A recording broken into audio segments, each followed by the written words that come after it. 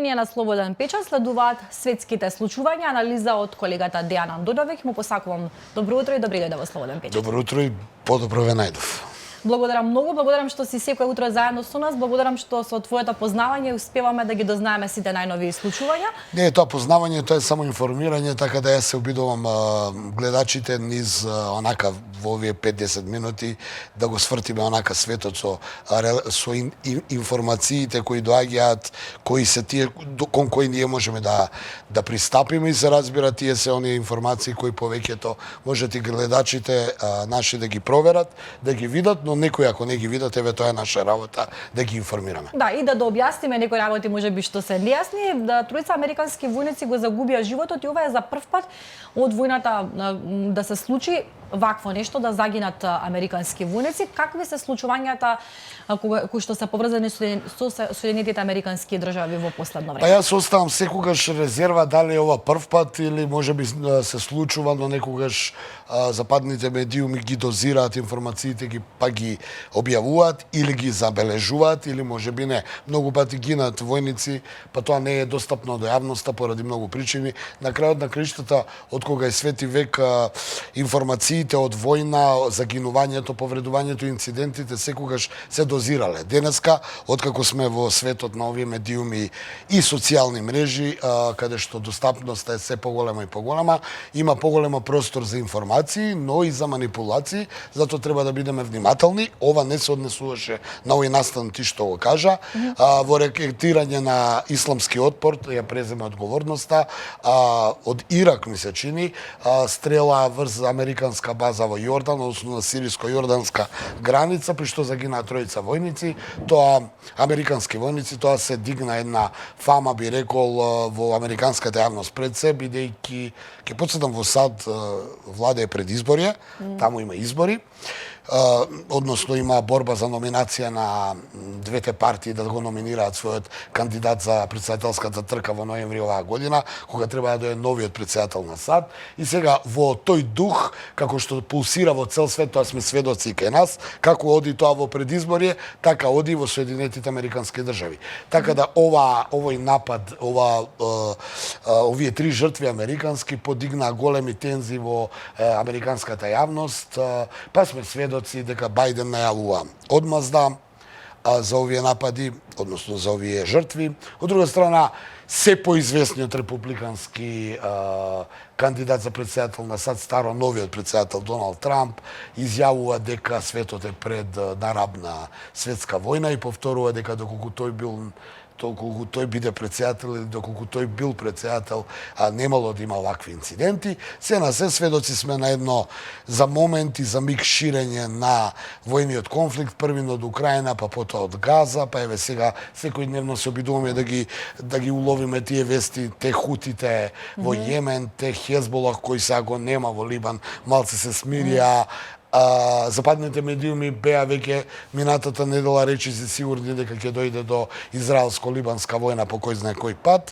Од друга страна имаме повторно ќе кажам предизборие, Трамп, републиканци кои сега во предизборните активности преку гувернерот на Тексас изминатиот викенд, значи викендов што помина, се подигна тензијата дека Америка е речиси пред граѓанска војна, бидејќи гувернерот на Тексас, кој патеме од редовите на републиканците, најави мобилизација на националната гарда со цел да стави под контрола границата на Тексас кон Мексико, бидејќи оттаму, како што тој обвинува, федералните власти не прават ништо да го сопрат големиот бран на миграција, кој ќе подсетам трае веќе долги години, особено од Хондурас, но и од останатите латиноамерикански држави, негде околу 30.000 луѓе дневно влегуваат преку оваа граница, па дали сега е случајно или не, токму сега е тоа темпирано да се подигне на тензија, ќе подсетам, гувернерот на Тексас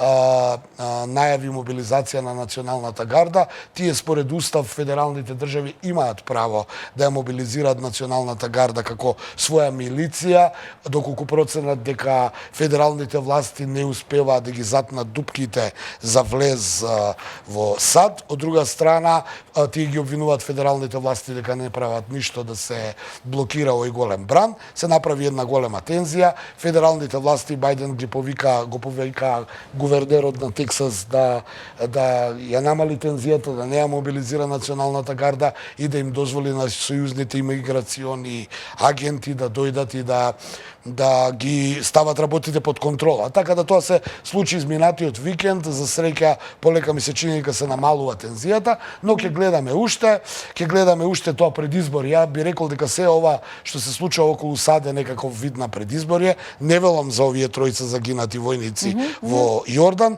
но велам за начинот како тоа се пласира и експлоатира. Од друга страна, Трамп, бевме сведоци изминативе 2 дена, доби обвинување, односно беше казнат од судот со 83 милиони долари казна за клеветите кои ги упатувал тамо кај што ги упатувал. Така да ми се чини дека влегуваат во едно финале. И се поизвестно е дека Трамп ќе биде контракандидатот на се поизвестно актуелниот председател Бајден кој бара реизбор, така да до ноември ќе се изгледаме се и се што. Би сакал уште малце да бидеме на тлото на САД. Како ја коментираш, Андоновиќ, изјавата на Пелоси, која што вели дека некои протести во Соединетите Американски држави, кои што се актуелни низ целиот свет за прекин на огнот во Газа, се поврзани со Русија? Сега како можам да ги толкувам? Ја не знам првин дали овие изјави, овие политичари од оволку висок формат ги даваат врз основа на некакви првин разузнавачки информации кои би требало да им се достапни бидејќи обавувале високи политички функции, или можеби е повторно некаков предизборен маркетинг. Ќе потсетам, Пелоси е контракандидатот на Трамп за номинација на републиканскиот кандидат за председател на САД и незините шанси се многу мали за да го порази Трамп па да влезе во трката против Бајден. Од друга страна, таа мора на некој начин да си го подигне својот рейтинг. Сега јас велам од аспект на предизборие. Од друга страна, не можам да знам дали е тоа така, но еве видовме изминатиот викенд дека украинската армија имала страшна корупција околу набавката на оружје. Зошто го споменувам ова, бидејќи ќе ги потсетам гледачите, но и тебе како моја колешка, дека ние изминативе месеци, откако почна Слободен печат со ова, да кажеме, видео издание, кажувавме дека има голема корупција, дека многу голем дел од помошта која Западот ја праќа на Украина завршува во приватни раце, па оттаму и оној отпор на Соединетите Американски држави, па и републиканците во Конгресот да блокираат помош за Украина, но и некои европски земји, пред се Унгарија, бидејќи се свесни дека тоа оружје кое е пратено доколку 100% беше во рацете на украинскиот генералштаб, сигурно дека украинците ќе има некако поголем успех на војниот фронт. Вака, Зеленски бара оружје, тоа оружје не стига целосно во Украина и билансот на теренот е таков каков што е, а најголема ми се чини најголем неуспех на украинците онаа долго најавувана контраофанзива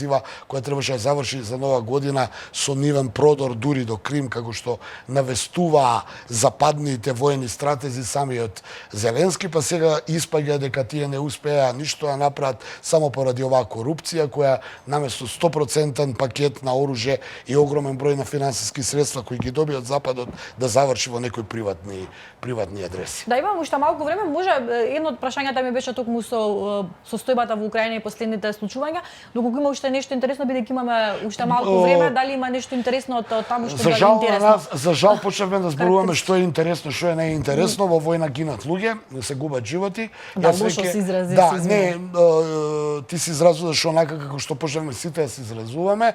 За жал тоа е вистината. Што може да биде ново во Украина, не знам. Има војна, овие им рушат дронови, овие ги напаѓаат Украина. Изминатиот период како да се фокусираше повторно да гаѓа на Белгородската област, тоа е во Русија, како да сака повторно да испровоцира одговор на Москва. Белгород го мава бидејќи први до границата со Украина, но е руска територија, и второ во Белгород се стационирани разни магазини, фортификацијски објекти и сето она што им треба на руските инвазиони трупи кои се борат во Украина, па веројатно они се сакаат да им ја гаѓаат таа позадина за да овие немаат утре доволно гориво, муниција и снабдување со сето оно што им треба на руските војници кои војуваат во Украина. Од друга страна продолжува тој нов тип на воени действија, дронови, веќе јас лично не можам ни да ги пофаќам вестите, овие им пуштиле 10 дрона, овие им пуштиле 14 дрона. Војната со дронови не знам, војната наука веројатно ќе се занимава отпосле и многу пообразованите војни аналитичари од мене ќе кажат каков тип на војна е ова, но ми се чини дека колку и да сте образувани, едно нема да знаете тоа кога ќе запре оваа војна. Ќе потсетам, Русија има претседателски избори некаде во март. Се поизвестно е дека Владимир Путин ќе биде реизбран, што значи дека состојбата во Москва, ставовите, геостратегијата и насоката на кон која ќе се движи Русија е повеќе од јасна, бидејќи ќе остане она што тие зацртаа уште пред 2 години. Од друга страна ќе видиме украинските избори, дал ќе биде Зеленски или можеби некој друг, се зборува нели началникот на генералштабот Залужни, доколку па тој дојде као претседател на Украина, ќе видиме дали тој ќе има попрагматичен пристап за решавање на овие проблеми кои изминативе 2 години го тресат светот. Исто така зависат и овие претседателски избори во Соединетите Американски држави. Ќе потсетам, Трамп повтори дека тој ако биде претседател војната веднаш ќе запре, па да видиме нема подобро предизборно ветување од ова што Трамп го кажа барем на глобално ниво. Да, најголемата желба на многумина е тоа. Благодарам што утринава беше заедно со нас. Се гледаме утре веднаш по вестите од светските случувања, од анализата на колегата Андоновиќ. Во Слободен печат продолжуваме со нова тема, зборуваме за образование во продолжение. Впрочем, ќе го пречекаме нашиот прв гостин за денеска, директорот на Еразмус, Марко Ѓорѓиевски. Со него ќе има чест и задоволство да разговара мојата колешка Сонја Таневска. Уживајте во нивниот разговор.